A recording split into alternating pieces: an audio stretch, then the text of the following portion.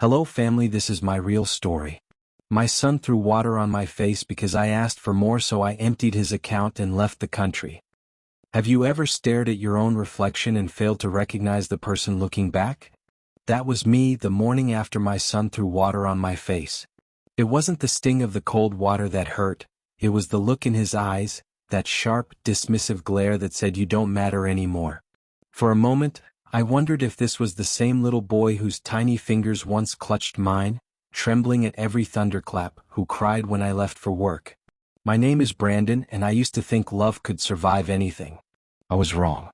The night before, I had asked my son, Hassan, 22, studying abroad, on my money, to send me a small amount from his account. Just enough to pay the electricity bill until my next pension came in. I remember my voice cracking as I said, "Beta, I just need it for a few days." He laughed and said, "You had your time, Dad. Stop depending on me." When I pressed further, he walked to the sink, filled a glass and threw it in my face. The water trickled down my cheeks, but the humiliation ran deeper than any liquid could reach. That moment didn't just mark a clash between father and son. It was the funeral of years of sacrifice, unspoken love, and trust. I stood there, frozen, as he stormed out of the kitchen. The door slammed, leaving a silence that roared in my ears. I didn't shout. I didn't break down. Instead, I sat on the same chair I had used for years, through his exams, birthdays, even his mother's funeral. The same chair where I'd planned his future. Only now it felt foreign, like it belonged to someone else's home. You see, I raised Hassan alone. His mother, Sadia, died when he was 10. Since then, every decision I made, every late shift I worked, was for him. When I skipped my own meals to pay his school fees, it didn't feel like sacrifice, it felt like purpose. And yet, somewhere between his first paycheck and his first flight abroad, I lost him. Not to bad company, not to greed, but to pride. A pride I unknowingly built in him by always saying yes, by shielding him from struggle, by making him believe love meant never letting him fall. Now, years later, that same pride had turned against me. As I wiped the dripping water from my face, a strange calm settled over me. It wasn't anger. It wasn't pain. It was clarity. For the first time, I saw what I had refused to see for years. That love without respect isn't love, it's dependency dressed as devotion. And that morning, as the first light crept through the kitchen window, I made a decision. A quiet, irreversible decision that would change everything. Because sometimes, to teach someone the value of love, you have to walk away from it. The day after the incident, the house felt heavier than usual. Silence had weight, and it pressed down on everything, from the half-empty teacup on the counter to the faded photograph of my family that still hung crookedly on the wall. It wasn't just a quiet morning, it was the kind of silence that follows a storm, when everything looks intact on the surface, but you know something has been broken forever. I sat in the living room, watching dust float through a thin beam of sunlight. My phone buzzed again and again with bank notifications, reminders of the money I'd once sent Hassan when he was studying abroad. Each message felt like a record of my blind devotion. I had funded his education in London, his apartment, his new car, and every little whim that followed. I told myself it was love, but deep down I think I just didn't know how to stop giving.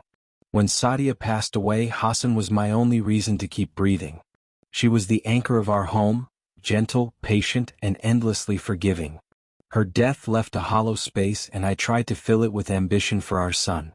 I promised her, standing at her graveside, that I'd give him a life she could be proud of. And I did. At least I thought I did. In those early years, Hassan would call me every night. He'd ask if I had eaten, tell me about his exams, or joke about my inability to understand his British slang. I lived for those calls. But slowly they became shorter, then less frequent. And eventually they stopped altogether, replaced by curt texts or excuses like "busy, Dad." Later, when he finally returned to Pakistan after graduation, he wasn't my boy anymore. He was colder, sharper, wrapped in the arrogance of success. He had a job at a multinational firm, a circle of wealthy friends, and a disdain for everything that reminded him of his humble beginnings, including me. I tried to ignore it. I told myself he was just adjusting, that he'd find his way back. But every conversation between us turned into an argument. He accused me of being controlling, I accused him of forgetting his roots. The love was still there, buried under layers of pride and resentment, but it was slipping away grain by grain. And then came last night's outburst, the water, the laughter, the humiliation. It wasn't just about money. It was about years of unspoken anger finally spilling over. As I sat there, the weight of that realization pressed against my chest. I wasn't just a father anymore. I was a man who had given everything and ended up with nothing. Outside, the afternoon sun dipped lower, casting long shadows across the floor. For the first time in years, I didn't reach for my phone to call Hassan. Instead, I stared at that photograph on the wall, Sadia's smile frozen in time, and whispered, "Maybe it's time I stop waiting for him to understand." And in that whisper, a quiet resolve began to form, one that would soon take me far away from everything I had built. That night I couldn't sleep. Every time I closed my eyes, I saw that moment, Hassan's hand flinging water, his jaw tight with irritation, and that cruel smirk as he turned away. The sound of that glass hitting the sink kept replaying in my head, sharper than any slap could have been. I got up, walked to the small study, and opened the drawer where I kept every document that tied me to him: bank papers, receipts, transfer records, even the deed of the apartment he now called his own. I flipped through them slowly, my fingers trembling, not out of anger but something colder, disbelief. It was all there. My life's work, my sacrifices, all in numbers and signatures. And all in his name. I had told myself for years that I was securing his future. But as I stared at those papers, I realized what I had really done. I had erased myself from my own life. The next morning I tried to talk to him one last time. He was sitting at the breakfast table, scrolling through his phone, not even glancing at me. "Hassan," I began softly, "can we talk?" He didn't look up. "Dad, I'm late for work." "It won't take long," I said. "I just want to understand where we went wrong." He sighed, finally putting the phone down. "We didn't go wrong, Dad. You just don't get it. The world doesn't run on emotions anymore. You can't guilt me into taking care of you just because you raised me." His words sliced through me, each one deliberate, calculated. "You think I'm guilting you?" I asked, trying to keep my voice steady. He leaned back, crossing his arms. "You act like I owe you something. You did what every parent does. That doesn't make you special." For a moment I couldn't breathe. The boy I had raised with love, who once cried when I missed his school play, now looked at me like I was a stranger asking for charity. "You're right," I finally said quietly. "I'm not special." He nodded, satisfied, and stood up to leave. "Good. Then stop acting like I should be grateful."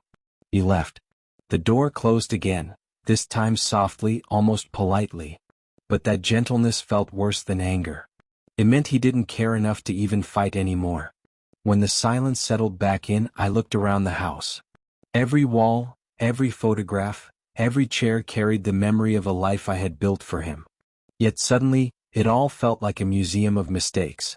That's when the decision solidified, not in a burst of rage but in quiet certainty. I was done begging for space in a life I had already paid for.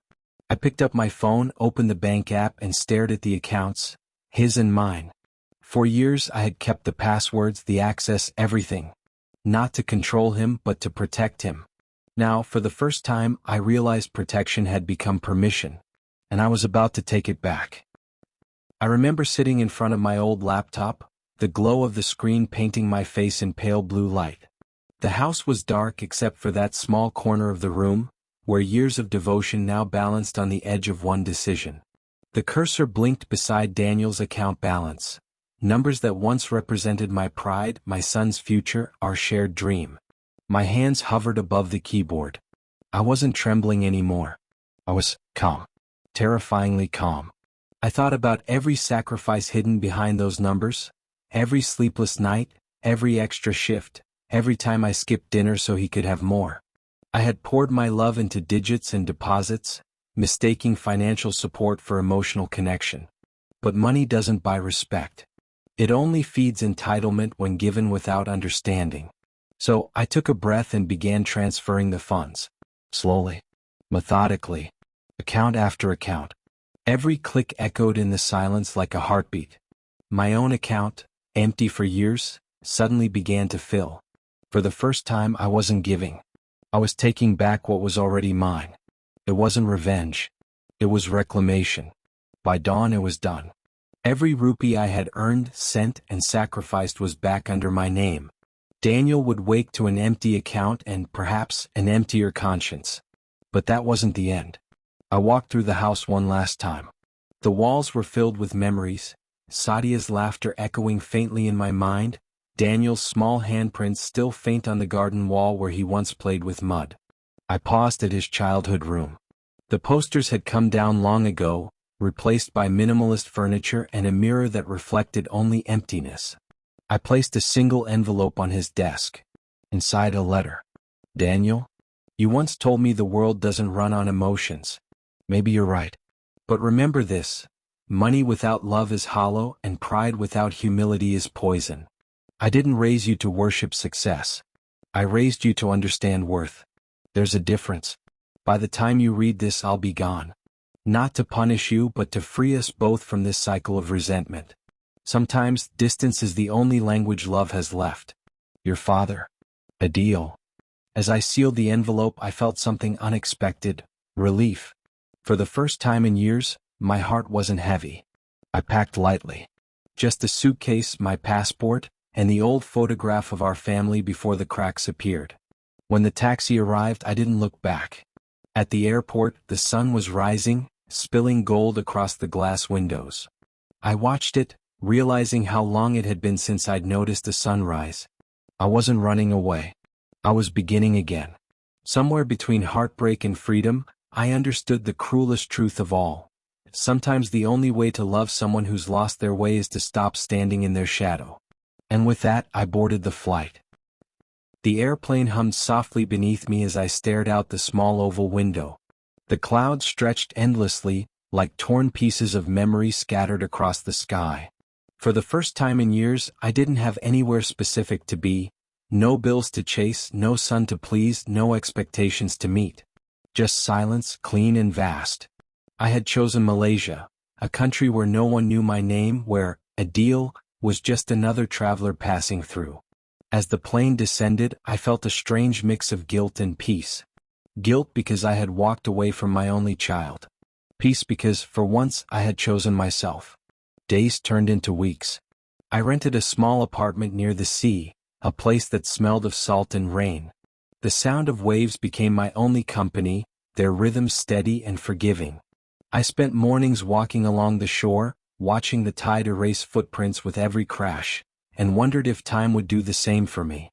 Sometimes I'd reach into my wallet and unfold the old photograph I'd brought with me, Sadia smiling under the orange glow of a sunset, and a much younger Daniel between us, his arms around our shoulders. The boy in that picture wasn't the man who threw water at me. He was still pure, still searching for love in his father's tired eyes. Maybe I had failed him somewhere along the way. Maybe I had taught him comfort but forgotten to teach him compassion. That thought haunted me more than his betrayal ever could. One evening, as the sun dipped into the sea, I received an email notification. My heart raced when I saw the name, Daniel. Dad, I found your letter. I don't know where to start. I was angry when I saw the accounts empty, but then I read every word you wrote. You were right. I became the kind of man I swore I'd never be. I don't know if you'll ever forgive me, but I needed to say, I'm sorry. I read those words over and over, the screen blurring as my eyes filled. Forgiveness. That word had always felt heavy, like something earned through tears and time. But in that moment, it felt lighter, like a bridge I didn't know I still had the strength to cross. I didn't reply immediately. Instead, I stepped outside and let the cool ocean breeze touch my face. For years, I had been drowning in expectations. His and mine. Now I was finally floating. Maybe one day Daniel and I would meet again. Maybe not. But I had learned something vital, that love is not proven by staying. Sometimes, it's proven by leaving before you lose yourself completely. As the waves lapped against the shore, I whispered softly into the wind, "We'll be fine, my son. Just not today." And for the first time in a long time, I truly believed it. I walked away not because I stopped caring, but because love without respect becomes a slow death. So I chose silence over shouting, distance over despair. And in that choice I finally found peace,